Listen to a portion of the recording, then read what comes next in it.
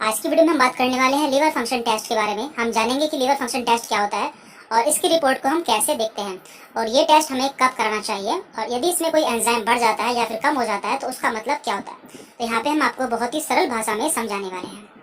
तो पहले हम जान लेते हैं कि लीवर फंक्शन टेस्ट से या फिर LFT टेस्ट के द्वारा हम कौन कौन सी बीमारी का पता लगा सकते हैं।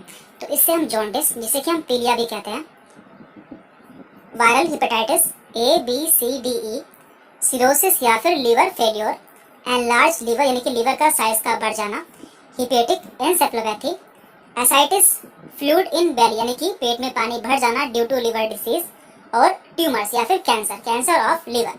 तो इन सभी चीज़ों का हम LFT के द्वारा पता लगा सकते हैं। तो हम इसी के बारे में बात करने वाले हैं। तो देखिए, लीवर फंक्शन टेस्ट में आपको 3 चीज़ें देखने को मिलती हैं। तो यहाँ पे क्या क्या होता है, एक तो होता है इसमें इंटीग्रिटी ऑफ लीवर सेल्स यानी कि जो लीवर की सेल्स होती हैं आपको उसका अमाउंट देखना होता है। इसमें आते हैं AST एंड ALT। इसके अलावा यहाँ पे कुछ चीज़ें होती है जो कि लीवर के द्वारा एक्सक्रीट होती है। तो उसमें है बिलिरुबिन, ALP एंड DGT। तो आपको इन तीनों को भी देखना होता है। और कुछ चीज़ें जो कि लीवर में बनती हैं जैसे कि एल्बुमिन एंड प्रोथ्रोम्बिन, तो आपको इनको भी देखना होता है। अब हम इन सभी के बारे में बारी बारी से बात कर लेते हैं। तो सबसे पहले यहाँ पे है AST। इसकी फुल फॉर्म होती है एस्पार्टेट अमाइनो ट्रांसफेरेज। देखिए, हमारे लीवर के अलावा कई सारे ऑर्गन में पाया जाता है, जैसे कि हमारे लीवर में, हार्ट में, मसल्स में, इंटेस्टाइन में एंड RBC में। इसलिए ये लीवर के लिए स्पेसिफिक नहीं है। लेकिन यदि हमारे लीवर में कोई डिसीज होती है तो इसका लेवल बढ़ जाता है। और यदि मायोकार्डियल इन्फाक्शन यानी कि MI के अटैक में भी इसका जो लेवल होता है वो बढ़ जाता है। और कोई मसल डिसीज होती है तो उसमें भी ये बढ़ जाता है। तो यदि आप LFT कराते हैं और आपको ये बढ़ा हुआ मिलता है तो आपको मानना चाहिए कि आपके लीवर में कोई डिसीज हो चुकी है। इसके बाद यहाँ पर ALT। इसकी फुल फॉर्म होती है एलेनिन अमाइनो ट्रांसफेरेज। और इसकी खास बात ये होती है कि ये हमारे केवल लीवर की सेल्स में ही पाया जाता है, इसलिए लीवर के लिए स्पेसिफिक होता है और ये किसी भी लीवर डिसीज में बढ़ जाता है, यानी कि इसका अमाउंट बढ़ जाता है। और वीडियो के लास्ट में हम एक रिपोर्ट भी देखेंगे जिसमें हम आपको इसका लेवल दिखाएंगे कि कितना होता है। देन यहाँ पर एंजाइम है ALP। इसकी फुल फॉर्म होती है अल्कलाइन फोस्फेटेस। देखिए, ये हमारे लीवर के अलावा हमारी बोन्स यानी कि हमारी हड्डियों में, प्लेसेंटा में, किडनीज में एंड इंटेस्टाइन में पाया जाता है। इसलिए ये भी लीवर के लिए स्पेसिफिक एंजाइम नहीं होता है। और जब हमारे लीवर में या हमारे बॉडी में बिलिरुबिन का लेवल बढ़ जाता है तो साथ में इसका लेवल भी बढ़ जाता है, यानी कि आपको रिपोर्ट में इसका लेवल भी बढ़ा हुआ देखने को मिलेगा। हम जान लेते हैं कि इसका नॉर्मल लेवल कितना होता है। तो यहाँ पे दिया हुआ है, एक अडल्ट में या फिर एक वयस्क में इसका नॉर्मल वैल्यू 30 से 120 होती है, जबकि बच्चों में इसकी वैल्यू 360 तक हो सकती है। तो ये भी आपको पता होना चाहिए। देन यहाँ पर है GGT। इसकी फुल फॉर्म होती है गामा ग्लूटामाइल ट्रांसफेरेज। देखिए, इसकी खास बात ये होती है कि ये हमारी केवल लीवर की सेल्स में और हमारे बिलियरी एपिथेलियल सेल्स में पाया जाता है, यानी कि ये लीवर के लिए एक स्पेसिफिक टेस्ट होता है। और यदि कोई लंबे समय से अल्कोहल लेता है या शराब लेता है तो उसका ये लेवल बढ़ा हुआ देखने को मिलता है। और यहाँ पर इसकी नॉर्मल वैल्यू दी हुई है। इसकी नॉर्मल वैल्यू 6 से 19 तक हो सकती है। अब हम बात कर लेते हैं बिलिरुबिन के बारे में। तो पहले हम जान लेते हैं कि हमारी बॉडी में बिलिरुबिन कैसे बनता है, क्योंकि ये भी जानना आपको जरूरी है। तो आप जानते हैं कि हमारे ब्लड में हीमोग्लोबिन पाया जाता है, जो कि हमारे स्पिन या फिर हमारे तिल्ली में जाकर हीम और ग्लोबिन में टूट जाता है। इसमें से जो इसका ग्लोबिन पार्ट होता है वो प्रोटीन का बना होता है और ये प्रोटीन हमारे प्लाज्मा में स्टोर हो जाता है, जो कि आगे चलकर काम आता है।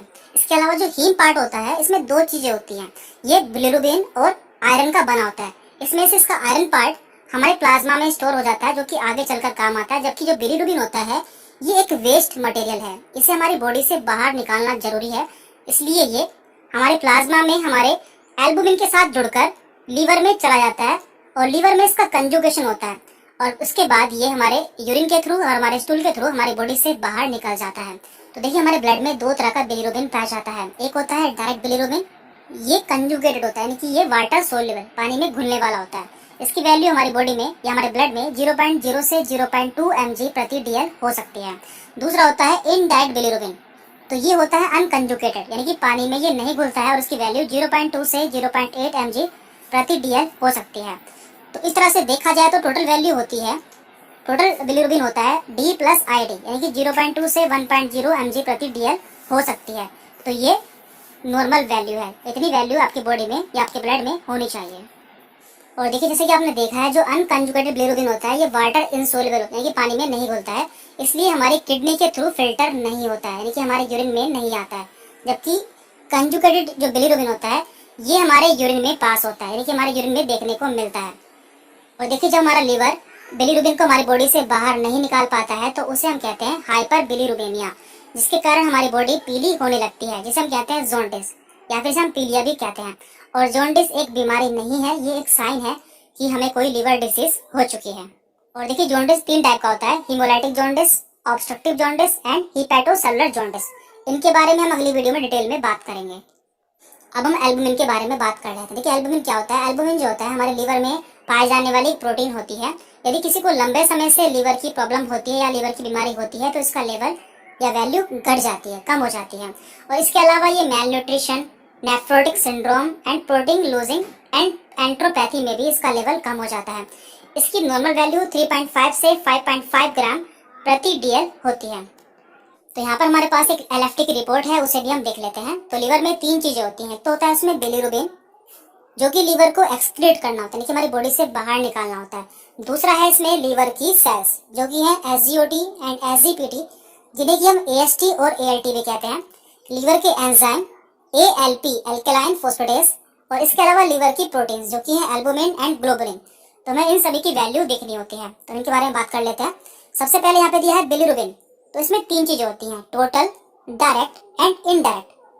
टोटल दिया है यहाँ पे 0.33, जो कि नॉर्मल है, क्योंकि एक नॉर्मल व्यक्ति में इसकी वैल्यू 0.0 से 0.4 तक होती है।